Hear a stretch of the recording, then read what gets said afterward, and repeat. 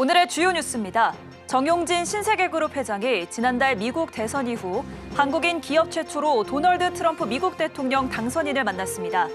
이 소식에 신세계그룹 주가가 줄줄이 강세를 나타냈습니다. 삼성, LG, SK 등이 미국 라스베이거스에서 열리는 세계 최대 가전 IT 전시회 CES 2025에 출동합니다. AI 인공지능에 초점을 맞춘 미래 먹거리를 선보일 예정입니다. LG 에너지 솔루션이 퀄컴과 손잡고 시스템 온칩 기반의 새로운 배터리 관리 시스템 진단 솔루션 상용화에 나섭니다. 은행권이 7천억 원을 투입해 내년부터 소상공인 25만 명에게 이자 부담을 줄이고 대출 기한을 연장하는 방식의 상생금융 시즌2에 돌입합니다. 다만 금융당국은 상생금융 정례화 계획은 없다고 선을 그었습니다.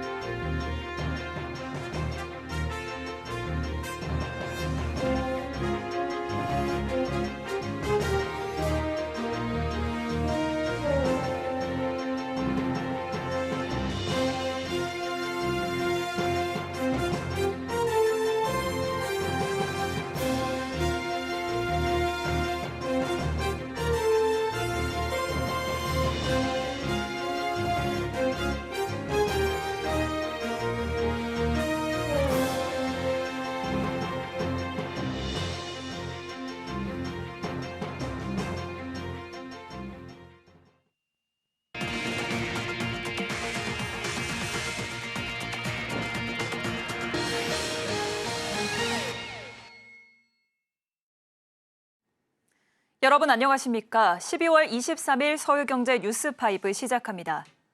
정용진 신세계그룹 회장이 5박 6일간의 미국 출장 중 도널드 트럼프 대통령 당선인을 만나고 돌아왔습니다.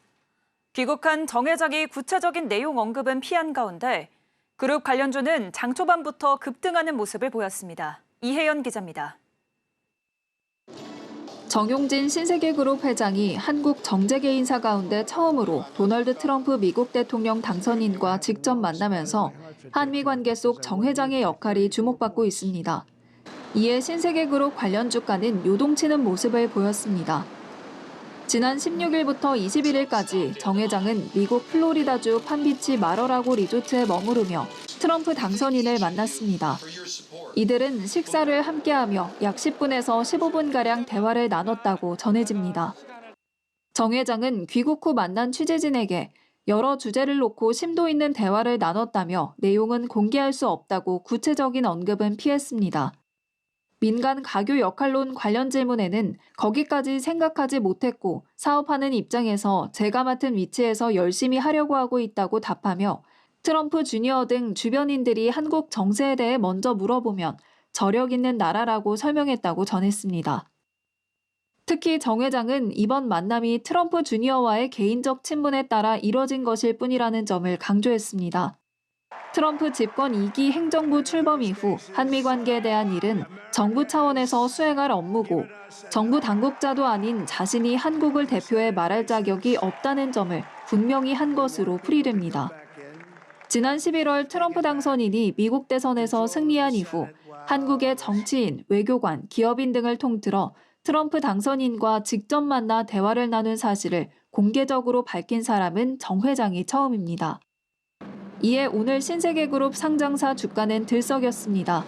장 초반 IT 계열사인 신세계 INC는 전장 대비 30% 올랐고 신세계 인터내셔널 22.46%, 신세계 푸드 28.28%, 신세계 2.49%, 이마트 3.8% 등 관련 종목 주가는 일제히 급등했습니다.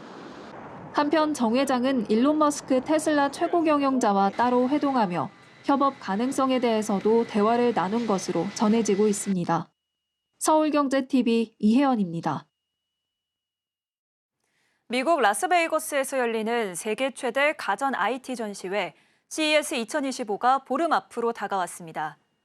삼성, LG, SK 등이 출격을 앞두고 있는데 주요 경영진이 총출동해 AI, 인공지능의 초점에 맞춘 미래 먹거리를 선보일 예정입니다. 김혜영 기자입니다.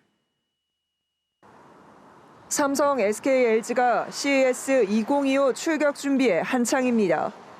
올해도 화두는 인공지능, AI 기술을 융합한 제품과 서비스. 삼성전자와 LG전자는 AI 홈 대전을 펼칩니다. 한종희 삼성전자 부회장과 조주환 LG전자 사장이 마이크를 잡고 기조연설에 나섭니다.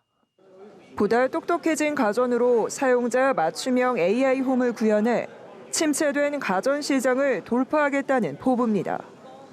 우선 삼성전자는 최대 규모의 전시관을 꾸리고 모두를 위한 AI를 주제로 AI 홈 전략을 공개합니다. TV와 냉장고 등 가전의 터치 스크린을 기반으로 AI 홈 플랫폼 고도화를 선보입니다. LG전자도 AI 가전을 앞세워 스마트홈의 미래를 좀 더 구체화한다는 계획입니다. 또 AI로 달라질 미래 모빌리티도 구현합니다. 감정과 상황을 이해하고 맞춤형 서비스를 제공하는 AI 기술을 통해 차량 내부를 감지하고 분석해 교통사고를 예방하는 기술을 선보입니다. 글로벌 AI 컴퍼니의 방점을 찍은 SK그룹도 AI 역량을 총집결합니다.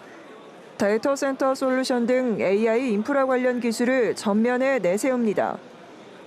SK텔레콤은 내년 북미 시장 진출을 앞둔 AI 에이전트를 선보이고 SK하이닉스는 AI 반도체를 집중 전시한다는 계획입니다. 한편 CES 기조연설을 맡은 젠슨왕 엔비디아 CEO와 최태원 회장과의 만남도 기대되고 있습니다. 서울경제TV 김혜영입니다. LG에너지솔루션이 오늘 미국 반도체 기업 퀄컴과 손잡고 업계 최초로 시스템 온칩 기반의 새로운 배터리 관리 시스템 상용화에 나선다고 발표했습니다. LG에너지솔루션이 배터리 제조를 넘어 소프트웨어, 서비스 영역 사업을 확대하고 나선 것의 일환인데요. 전기차 캐즘이 장기화되면서 사업 다각화에 힘쓰는 모습인데 올해는 매출 첫 역성장이 예상되는 상황이라 회사는 비상 경영에 돌입한다는 방침입니다. 이혜란 기자입니다. LG에너지솔루션이 미국 반도체 업체 퀄컴과 함께 시스템 온칩 기반의 새로운 배터리 관리 시스템 상용화에 나섭니다. 저사양 하드웨어로만 구동되던 기존 BMS와 달리 고성능 SoC 컴퓨팅 성능을 활용하는 경우는 업계 최초. LG에너지솔루션은 SoC 컴퓨팅 성능을 활용하면 기존 BMS 대비 더 많은 데이터를 수집할 수 있어 화재 가능성 등 이상 징후를 빠르게 진단할 수 있고 80배 이상 향상된 연산 능력으로 배터리 퇴화 진단 기능도 정교해진다고 설명했습니다. 김동명 LG에너지솔루션 사장은 퀄컴과 업계 최초로 SoC 기반 BMS의 판로를 연 것에 큰 의미가 있다며 신규 브랜드를 통해 더 많은 전기차에서 차별화된 경험을 드리겠다고 강조했습니다. 지난 10월 비전 공유에서 LG에너지솔루션은 4대 중장기 전략 중 하나의 축으로 소프트웨어, 서비스 영역 사업 확대를 꼽은 바 있습니다.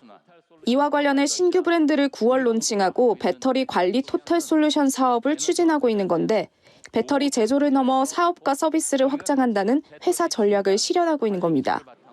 이 같은 배경엔 장기화되는 전기차 캐즘이 있습니다. LG에너지솔루션은 지난 20일 임직원들에게 위기 경영을 도입한다는 메시지를 전했습니다. 올해는 지난 10년 만에 첫 매출 역성장이 예상되고 당분간 수입 창출에 어려울 거라는 것. 여기엔 전기차 캐즘 장기화 외에도 미국 등 주요 국가들의 배터리 정책 불확실성이 원인으로 함께 꼽힙니다.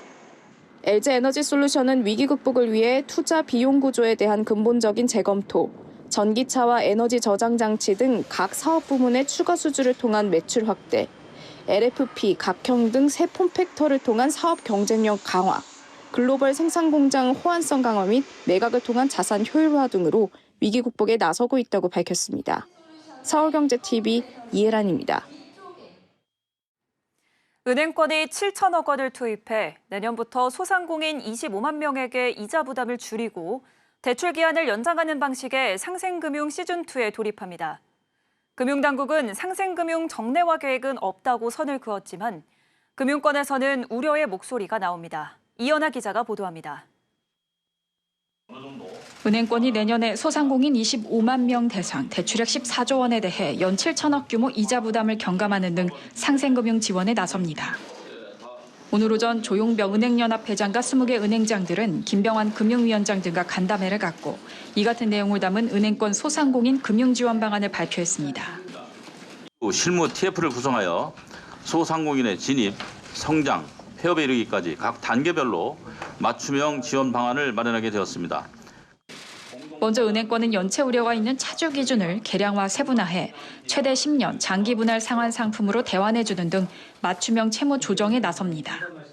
당국은 연간 소상공인 10만 명에 대한 대출액 5조 원 가운데 맞춤형 채무 조정을 통한 이자 부담 경감 효과를 연 1,210억 원으로 추정하고 있습니다. 폐업자 지원에는 저금리 장기 분할 상환 프로그램을 도입해 최대 30년 대출 만기 연장이 가능해집니다. 재기 의지가 있다면 1조 7천억 규모 소상공인 상생보증 대출 상품을 실행해 추가 지원에 나섭니다. 은행권은 3년간 약 2조 원의 자금을 투입한다는 계획입니다. 금융당국은 은행권을 향해 지난주 스트레스 완충 자본 도입 연기 등 조치를 통해 건전성 부담을 완화했다며 소상공인 금융 지원을 직접적으로 주문하고 나섰습니다. 은행권의 재무력이 늘어나는 만큼 유동성, 건전성 관리와 함께 소상공인 서민을 비롯한 기업 등 실물 경제에 대한 자금 공급 역할도 확대해 주시기를 부탁드립니다. 당국은 상생금융 정례화 계획은 전혀 없다고 선을 그었지만 금융권에서는 지난해 12월 소상공인 대상 이자 캐시백 내용을 담은 2조 규모 첫 상생금융을 집행한 전례가 있었던 만큼 상생금융 프로그램 정례화 가능성에 우려의 목소리도 나오고 있습니다. 서울경제TV 이연아입니다.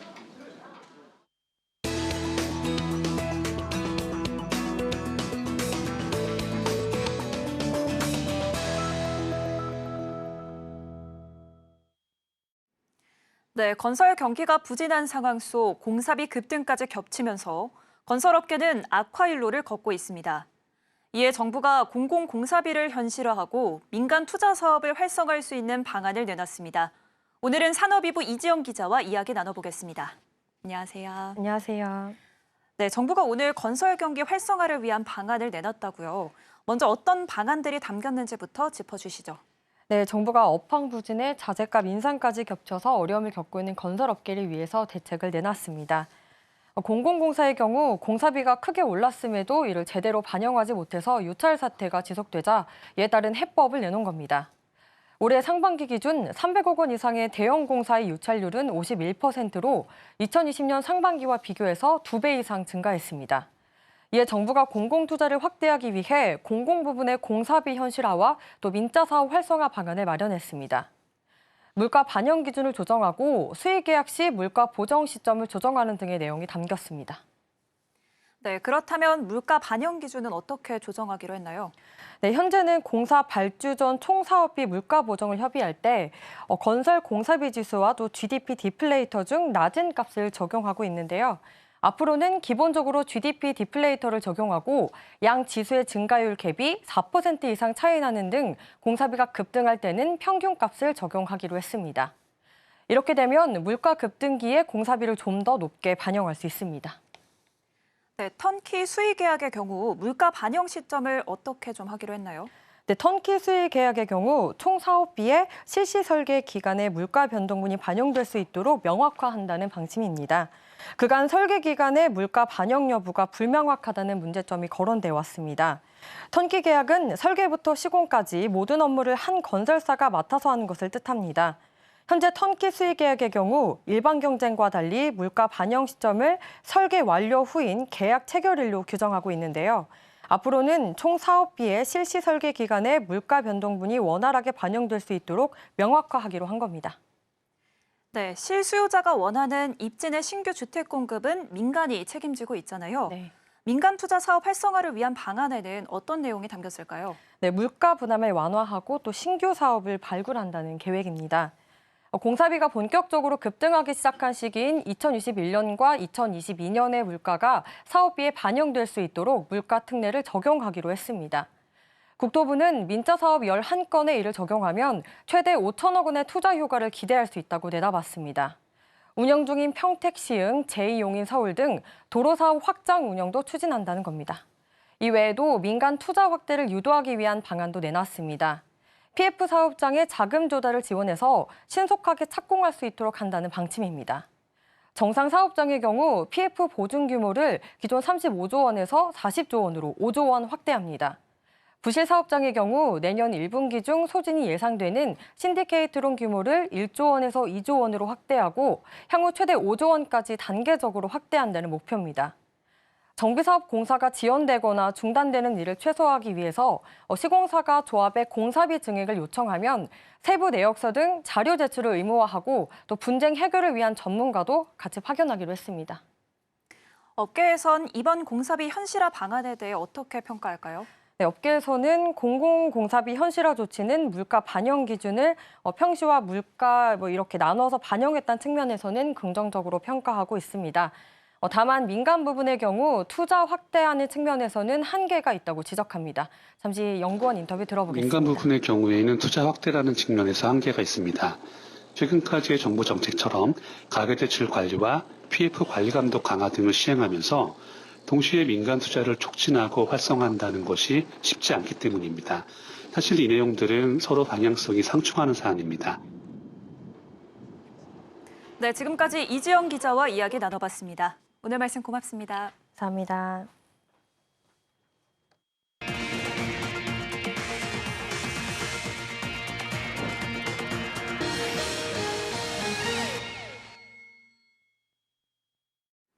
금융당국이 내놓은 보험 판매 수수료 개편안에 대해 보험대리점 업계가 반대 목소리를 높이고 있습니다. 금융당국은 GA 간 과도한 수수료 경쟁으로 소비자 피해가 속출한다고 보고 내년 상반기를 목표로 대대적인 설계사 수수료 체계 손질에 나섰는데요. GA협회는 오늘 기자간담회를 통해 설계사 수수료 공개와 수수료 분할 지급은 일방적인 규제라고 지적하며 업계와의 충분한 논의를 통해 연착륙 방안을 고민해야 한다고 목소리를 높였습니다. 김도아 기자입니다. 김용태 한국보험대리점협회장은 오늘 기자간담회를 열고 최근 금융당국이 발표한 보험 판매 수수료 개편안에 대한 입장을 밝혔습니다. 김 협회장은 GA업계의 건전한 영업 생태계 조성을 위한 규제 혁신에는 동의하지만 업계와 충분한 논의를 거치지 않은 개편안이라며 비판했습니다. 특히 당국이 추진하는 설계사 수수료 공개와 수수료 분할 지급이 무리한 일방통행식 규제라는 지적입니다. 앞서 금융위원회는 지난주 보험개혁회의를 통해 보험 판매 수수료 개편 방향을 발표했습니다. 금융당국은 설계사의 부당승환 계약을 부추기는 요인으로 판매 수수료 선지급 관행과 과도한 판매 수수료 제공 등을 꼽았습니다.